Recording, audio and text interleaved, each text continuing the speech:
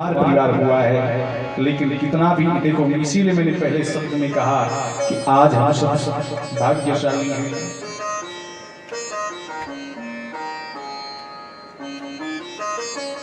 ऐसा सत्कर्म जो सबको साथ लेकर के बात चलता है, सबको साथ चलाने की चेष्टा रखता है, ऐसी सुंदर श्रीमद् भागवत को जिन्होंने आहूत किया है, सुनाम धन्य श्री जय सिंह जी, सुनाम धन्य श्री गोविंद सिंह जी, सुनाम धन्य श्री वीरेंद्र सिंह जी।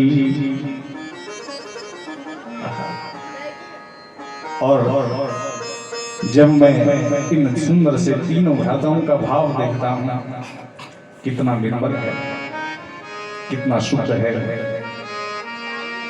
ऐसे शुद्ध भाव से न किसी से द्वेष, न किसी से ईर्ष्या, न किसी के दो में, न किसी के चार में, लेकिन सबके लिए अच्छा सोचना है। तब जाकर के ऐसे ही शुद्ध फल भी प्राप्त होते हैं। ऐसा सुंदर सत्संग तब जाकर के हम, जब हमारे पुण्यों का, अनेक जन्मों का जब पुण्य उदित होता है, तब जाकर के श्रीमद् भागवत जैसा सुंदर सा सत्कर हम कर पाते हैं। बोले भागवत भगवान की जय।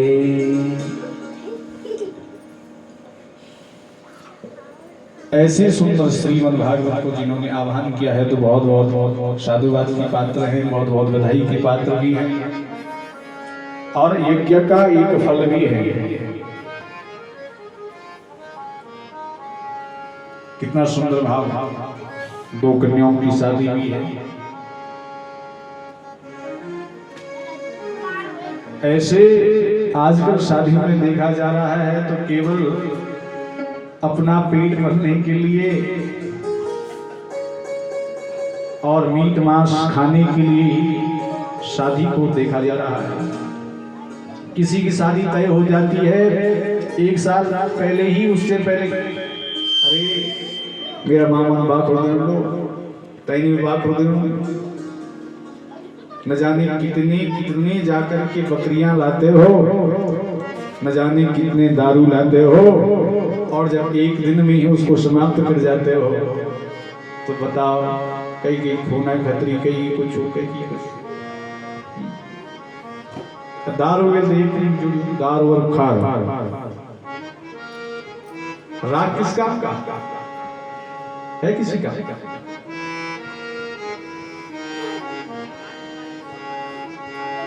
इसलिए ऐसे सुंदर सत्कर्म करके अपने जीवन को धन्य बनाओ।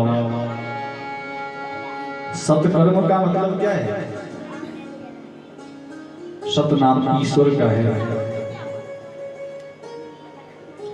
ऐसे ही ईश्वर का आज यहाँ पर मंगलाचरण भी हम करते हैं। कौन है वो? सतस्वरूप है। वेदव्यास जी लिखे हैं, सच्चिदानंद रूपाय विश्वोत्पत्त्यादि हेतवे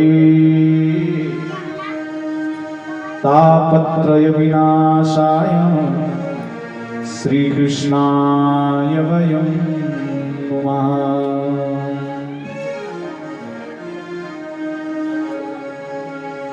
सबसे पहले भगवान का स्वरूप बताया है, और किसी भी बात पर हो तो पहले रूप ही दिखाया जाता है। जब तक हमारी पहचान नहीं हुई, तब तक उसको कैसे जान सकेंगे हम? उसका चेहरा नहीं देखा, नाम हम तो बहुत सुनाते हैं कि अलाना है, फलाना है, लेकिन उस व्यक्ति से परिचित कब होंगे? उस व्यक्ति के पास हम कैसे पहुंचेंगे? जब उसका स्वरूप देख लेंगे, चेहरा देख लेंगे, रूप देख लेंगे, तो भगवान का स्वरूप कैसा है? हमारा होता है रूप, हम रूपवान हैं, लेकिन भगवान स्वरूपवान है। भगवान का तो कोई रूप है ही नहीं, वो तो निराकार है। आकार रहितम। अब जो उसका कोई आकार ही नहीं तो स्वरूप कैसे बता सकते भाई आप? हम बता रहे हैं कि मेज है, इस मेज का हम स्वरूप बताते हैं और कोई बोले कि नहीं इसका तो कोई आकार ही नहीं, मेज है। तो स्वरूप भगवान का कैसा है महाराज? क्योंकि जो पांच तत्वों से बना है ये शरीर, पंच भौतिक शरीर जो होता है उसका होता है स्वरूप, उसका होता है आकार। चित्त जल पावन गगन समीरा, इन तत्वों से बनकर के शरीर बनता है, जिसका आकार बनता है, रूप बनता है। लेकिन भगवान निज इच्छा निरमित तन, वो अपनी इच्छा से ही अपना शरीर धारण करते हैं, अपनी इच्छा से ही जो कुछ बनना होता है वो अपनी इच्छा से बनता है। इसलिए घटा नहीं सकते कि उनका आकार कैसा, स्वरूप कैसा है। लेकिन फिर भी यहां पर वेदव्यासी महाराज लिख रहे हैं कि हम स्वरूप की वंदना कर रहे हैं। तो कौन सा स्वरूप? सत चित्त आनंद। सत्स्वरूप किसे कहते हैं? त्रिकालः बाधितम् इति सत्यम, तीनों कालों में जो रहे, तीनों कालों में जिसका भी नाश न हो, वह है सत्य। अब बताओ आपके तीनों कालों में कौन रह सकता है? किस पे ये लक्षण घट रहा है? क्या वो कोई मानव हो सकता है? क्या सृष्टि का कोई प्राणी हो सकता है सत्य? नाम तो संसार में किसी के भी सत्य हो सकते हैं, लेकिन क्या वो सत्य है?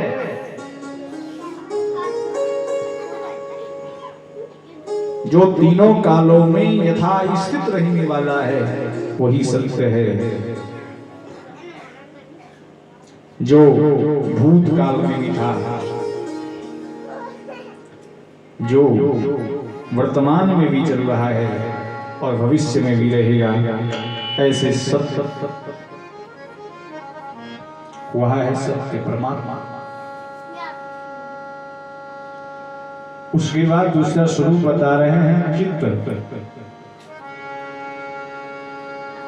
लेकिन जो चित्त स्वरूप है भगवान का वो मौन है, कुछ बोलता नहीं है। लेकिन चित्त है क्या? चित्त है ज्ञान। और जो ज्ञानी हो जाता है, चित्त मनि प्रकाश। ज्ञान और प्रकाश दोनों साम्य शब्द है। और जो प्रकाशवान हो जाता है, ज्ञानवान हो जाता है, लेकिन भगवान का स्वरूप मौन रहता है। क्यों? लेकिन कईयों के पास थोड़ा सा ज्ञान नहीं आ जाता, अजगर गगरी छलकत जाए, न जाने क्या क्या बोलने लग जाते हैं। आप ही देखो, ये यहाँ पर ये लालटेन, ये जो ट्यूब लाइट जल रही है, इतना प्रकाश दे रहा है, अंधकार को मिटा रहा है, लेकिन एक भी शब्द इसके मुंह से नहीं निकला कि मैं प्रकाश देती हूँ, प्रकाश देती हूँ बोला।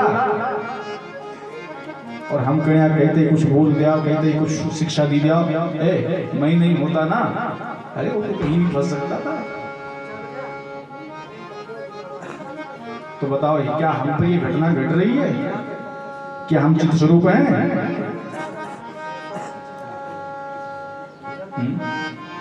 इसलिए व्यक्ति वह है, ज्ञानवान वह है जो मौन है, विशाल है। ऐसे ही दूसरा जो स्वरूप भगवान का है वो मौन है, अप्रगट। और जो तीसरा स्वरूप है आनंद। आनंद क्या है? वो अप्रगट है, दिखाई नहीं दे रहा। अब कैसे दिखाई देगा भाई? जैसे सर्वत्र दूध में माखन रहता है, लेकिन दिखाई देता है।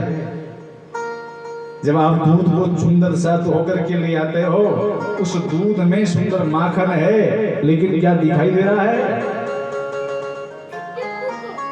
नहीं दिखाई दे रहा। तो दिखाई कैसे देगा भाई?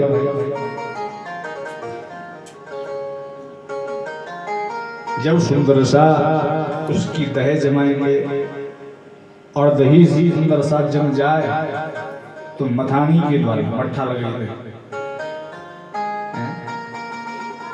और जब मट्ठा लगेगी तब जाकर के उस सुंदर सा माखन निकलेगा। वैसे ही जो तीसरा स्वरूप है आनंद स्वरूप, हमारे हृदय में भी आनंद है लेकिन दिखाई नहीं दे रहा है, अप्रगट है। और ये प्रकट कब होगा बताओ? अभी तो हम केवल दूध ही दूध बने हैं, दही भी हमने नहीं जमाई।